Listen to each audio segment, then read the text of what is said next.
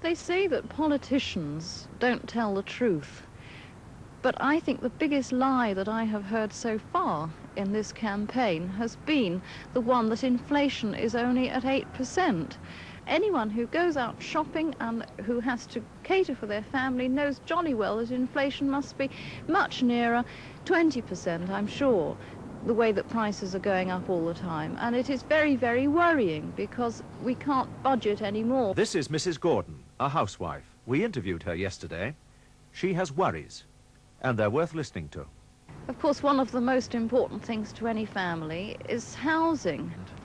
I don't think the Labour Party wants people to own their own houses. I think they're against people owning their own houses. I think they want to extend council estates all the time because they've got more control over people that way.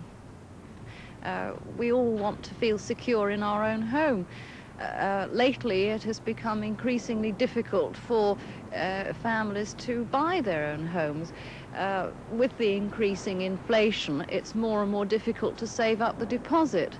And even when you've saved up the deposit, and if you're lucky enough to get a mortgage, you've still got the interest rates going up all the time, so that you can never budget. And what should be a secure position in your own home becomes very worrying. I feel very apprehensive because I see changes taking place in our country. In the past, whenever we have been threatened by danger of any sort, we have been united. Danger has seemed to unite us, but at the moment we seem to be torn apart. I feel that the Labour Party particularly seems to have discarded a whole section of the population and said, well, you know, you can look after yourselves, we're only for one part of the nation. And I think this is dreadful. I find it very frightening for myself and for my children, and I wonder what is happening to us all. I understand, and I'm sure you do, why Mrs. Gordon is worried. I want to talk to you tonight as a future Chancellor of the Exchequer and tell you bluntly about the facts of our present situation as I see them. The first fact is that we are facing the gravest economic crisis for 40 years. There's no getting away from that. It's serious for two reasons. The way oil prices have shot up in the last year has put us badly into debt. And then there's runaway inflation. This year, 20 pence in every pound just wiped out, no matter what Mr. Healy pretends.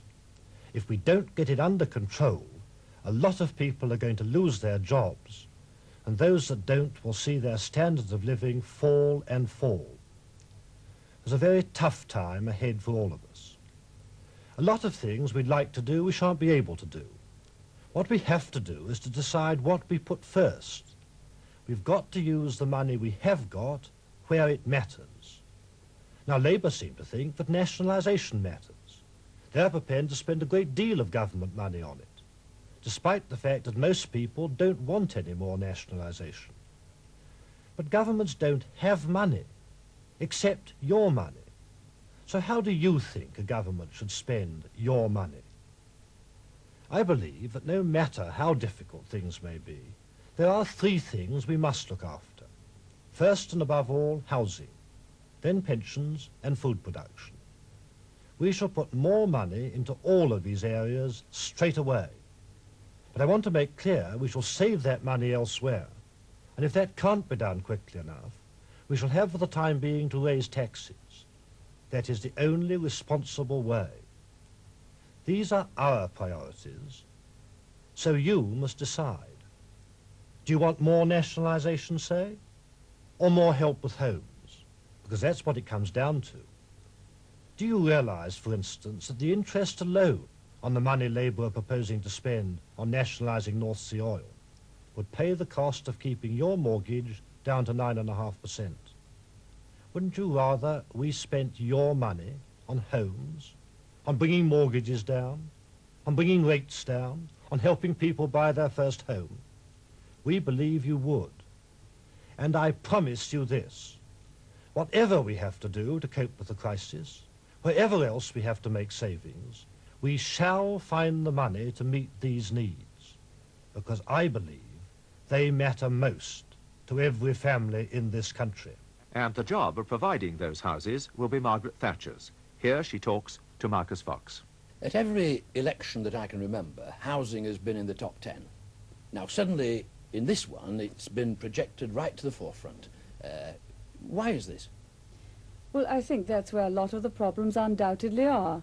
Some people haven't got a home and want one. Others are very worried about the 11% mortgage, which is brought on by inflation. And others, again, would like to buy and will never get the deposit together.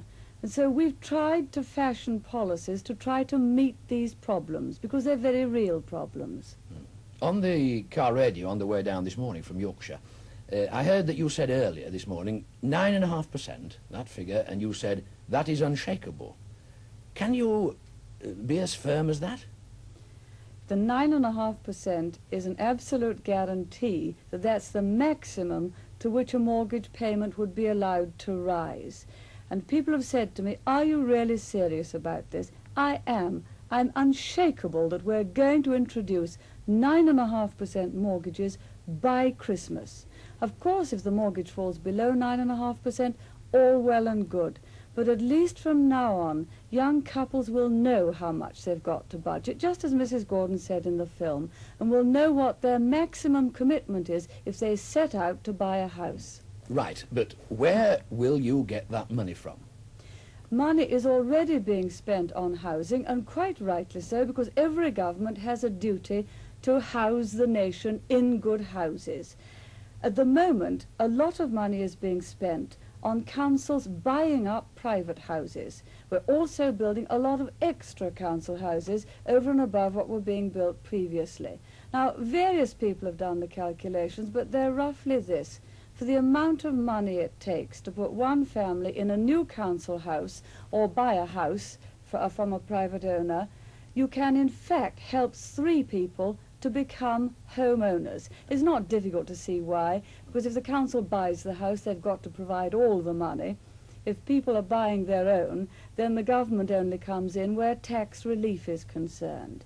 So we're going to switch a lot of the money from the direction in which it's going now, municipalisation, etc., into helping people to own their own homes instead of councils to buy them up. But it could be said, could it not, that you are helping here just one section. You're being selective. After all, only just over 50% of people own their own homes. What are you doing for the other people? Well, we're really trying to help the other people to buy their homes if they want to. Of course, the largest proportion of the other 50% are council tenants, about 30% in all, and a lot of them have wanted to buy their homes for a long time, but they've been stopped by the local council. And I don't see why they should be deprived of the chance to buy. After all, it's fundamental in our history that you have the right to own your home and the land on which it stands. And you really can't have a whole section of our people, 30%, being told, no, you're different, you can't have that right. We say they should, and we shall give it to them. But what about the people who can't even get a start to buy their own home? People who can't get a start, we have a very special scheme for. If they're prepared to save regularly for 2 years, then, for every £2 they save, we'll give them a £1 grant towards the deposit. There'll have to be a maximum, of course. So we've said the maximum would be £5 a week for 2 years savings, which would give, what, about £520, and then the grant would be about £260. Mrs. Thatcher, this is all going to cost money. Are you convinced that this is good value from the nation's point of view? Oh, it's excellent value from the nation's viewpoint, much better than the direction in which the subsidies are going now. I'm convinced it's money well spent, and by the end of the year we shall have made a start.